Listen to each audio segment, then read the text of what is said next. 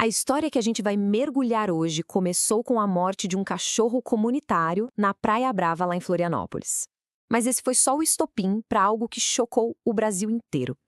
Para entender o caso Orelha, a gente precisa primeiro conhecer essa figura tão querida que estava no centro de tudo. Caramelo, Orelha e Pretinha moravam num terreno baldio na Praia Brava, um bairro nobre de Florianópolis, capital de Santa Catarina.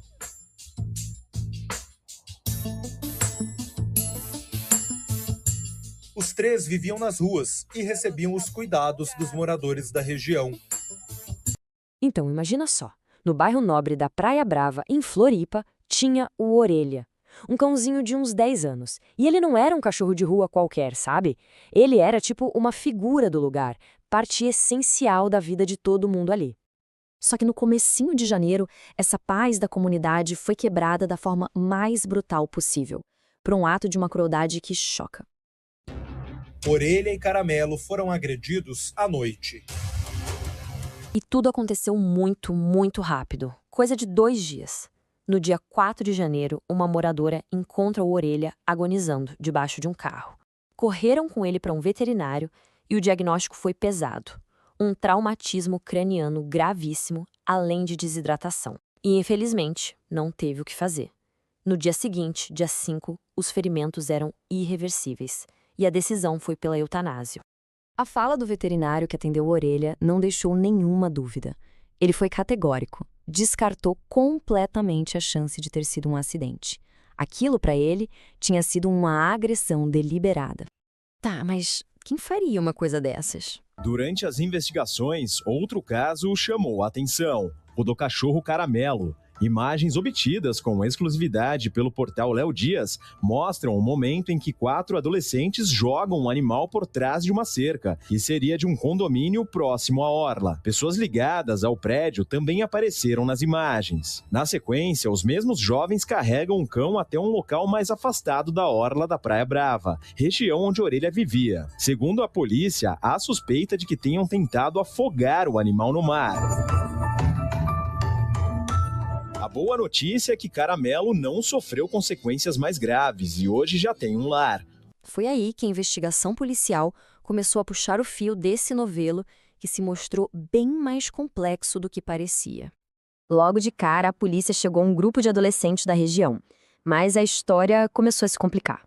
Primeiro, porque descobriram um segundo incidente, uma tentativa de afogar outro cachorro, o Caramelo. E, para piorar, uma testemunha muito importante do caso, um porteiro, disse que estava sendo intimidado por adultos, parentes dos suspeitos. E é aqui que o caso ganha uma camada de complexidade que é fundamental para a gente entender o desenrolar de tudo. A gente precisa falar da lei, porque no Brasil, quando um menor de 18 anos comete algo que seria considerado crime, o tratamento é diferente. A distinção é bem clara, olha só. Para adultos, a gente tem o Código Penal, que fala em crimes e penas, como a prisão. Já para os menores, o que vale é o Estatuto da Criança e do Adolescente, o ECA. Ele não fala em crime, fala em ato infracional. E a consequência não é pena, é medida socioeducativa. E a investigação não se limitou aos adolescentes, não. Aquela história da intimidação da testemunha foi para frente. 3 adultos, parentes dos jovens, acabaram sendo indiciados por um crime bem sério, o de coação, por supostamente tentarem calar a testemunha. Bom, um caso como esse não ia ficar restrito a Florianópolis, né? Rapidamente, a história do Orelha virou um debate nacional, super intenso.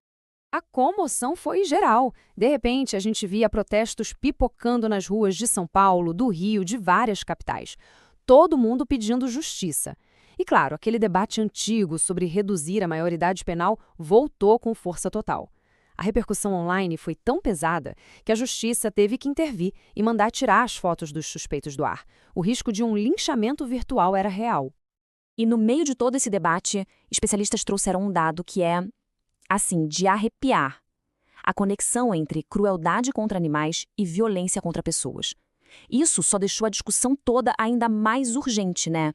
E aí veio um alerta importante da juíza Vanessa Cavalieri, que é especialista em radicalização de jovens. Para ela, o caso do Orelha, infelizmente, não foi um ponto fora da curva. Ela disse que isso é um sintoma de algo bem maior, que acontece direto em comunidades online. A juíza dá um nome para isso: dessensibilização da violência. É um processo psicológico, sabe? De tanto a pessoa ser exposta à violência, especialmente na internet, sem filtro nenhum, aquilo começa a perder o impacto. A empatia vai diminuindo, a repulsa some. E depois de toda essa repercussão e investigação, qual foi a conclusão da polícia? Bom, eles chegaram a resultados bem definidos para cada parte do caso. O inquérito basicamente se dividiu em 3 frentes. Primeiro, a morte do Orelha. Um adolescente foi apontado como responsável pela agressão. Segundo, o caso do outro cachorro, o Caramelo. Outros 4 adolescentes foram identificados. E terceiro, a intimidação da testemunha, que resultou no indiciamento dos 3 adultos. E para o adolescente que foi responsabilizado pela morte do Orelha, a polícia pediu a medida socioeducativa mais dura que a lei permite para um menor de idade: a internação. E qual o tempo máximo dessa internação? 3 anos. Esse é o teto que o Estatuto da Criança e do Adolescente estabelece. Bem diferente de uma pena de prisão que um adulto poderia pegar.